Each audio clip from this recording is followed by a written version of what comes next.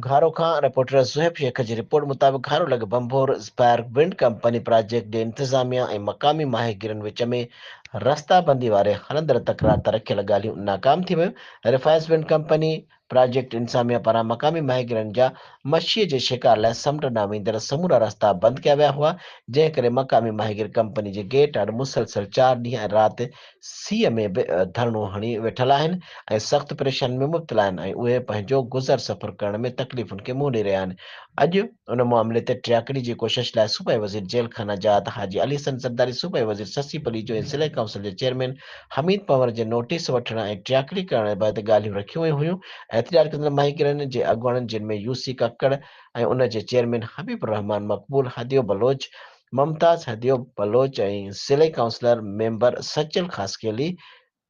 कमाल खान जोखियो, रहीम खान छोरो, चेयरमैन बंभोर ऐं घारो टाउन जे वाइस चेयरमैन मीर बाबू पंवर ऐं घारो प्रेस क्लब जा उहिदेदार शामिल। कंपनी इंतिज़ामिया सां असिस्टेंट कमिश्नर साकरो राशिद अली चन्ना जे ऑफिस घारो में ॻाल्हि ॿोल कई वई, पर ज़फ़ायर विंड मिल इंतिज़ामिया मक़ामी माहिरनि जा मुतालबा मञण खां इनकार कयो, जंहिं सबबि ॻाल्हियुनि जो सिलसिलो नाकाम थी वियो। उन खां पोइ मक़ामी माहिरनि एहतिजाज जारी रखण जो ऐलान कयो, चयो त सुभाणे धरणे वारे हंधि आईंदा जो लाहेअमल तइ कयो वेंदो। माहिरनि जो चवणु आहे त संदन रिवायती रस्ता बंदि करण सां संदन रोज़गार ऐं गुज़र सफ़र मुतासिर थी रहियो आहे, जेको संदन